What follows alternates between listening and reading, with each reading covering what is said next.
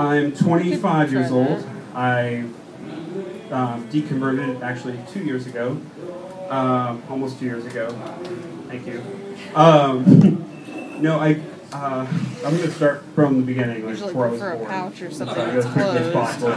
But my father was a Scientologist for 10 years. He was an OT5, if that means anything to you guys. The whole Xenu thing and everything. He was going on the Sea Org where they torture people in cages and all that shit. So my mother was a backslidden Christian who didn't know any better and got involved with this guy and married him and, anyway. My dad, that's important because it's how my dad converted to a radical fundamentalist version of Christianity. He actually started reading the Bible because a Christian challenged him to, and he saw Jesus as the ultimate Satan, if that means anything. And he's this all-powerful character, and he figured out that whatever Jesus had to say, because he was the ultimate Satan that he could think of, had to be true. At that point, it just kind of went downhill. My mom is a diabetic, type 1, and they really wanted to have children because children are a blessing in the Bible and whatnot.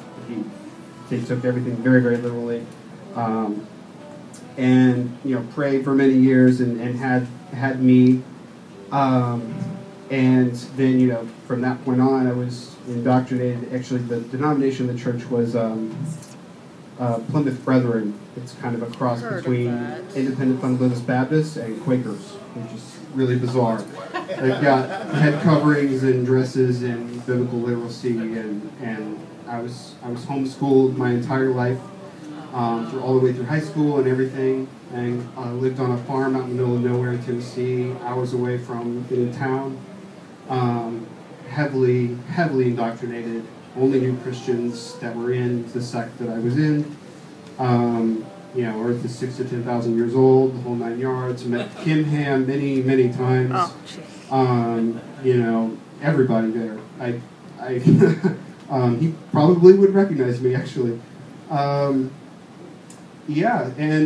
so anyway, my dad worked for General Motors, had to move a few times, and went to a place called Columbia, Tennessee. We finally moved out of the boondocks and got to a point where I actually met people in other churches, and I started going to my own church that I wanted to go to, and not part of what my family had belonged to. And I met my friend Justin over there. His dad was a pastor, as was my father, totally different denominations. And we became fast friends. Our fathers had a falling out over theological differences, to the point where they wouldn't speak to each other. Very, very Christian-like things. Anyway, to make a long story short, I met my wife through the church, and we got married, and heavily religious all the way through this. And then my friend Justin came to me about 1.5 years after I got married and told me he was an atheist. He rejected his faith. And I, was like, what the hell, man? Like, you can't do this to me. You can't go to hell on me. This is not cool. So I immediately started reading some of the books that he said he had read beforehand. Started out with Sam Harris' Letter to a Christian Nation, which is, I still think, the best one to start out with. If you're I wanted you to start with Bernie Russell. I know, I should have started with Bertrand Russell, but instead I picked the thinnest one on the wall and went with that. And I actually got the audiobook, and I don't know if you've heard the audio version, but it's scathing the way he just says things. It just cuts right to the heart. I was so mad when I finished that book. I was furious, but I didn't know what to say. I had felt a lot of the same things about the Christians that I had known over my life, and how aggressive they had been to me and my family, like his dad and whatnot. And so I just didn't really have a lot of things to say in rebuttal, except that I knew that the earth was 6,000 to 10,000 years old, and I knew the Bible was absolutely the Word of God, undeniably. And so I looked for, I went back to trying to figure out why the Bible was true, and to show that to him. And if I could do that, then I was golden. And then I found Bart Ehrman, and then I was screwed. So,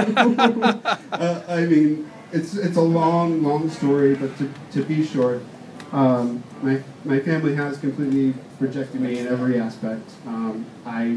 8 weeks ago, I packed my car and left for Lexington, Kentucky, and I have a wife and son, and I can't really speak to anybody anymore. And I don't know, I'm here and just trying to get a new life together and trying to get my son. So, in therapy, don't worry, we're under control. So, thank you guys.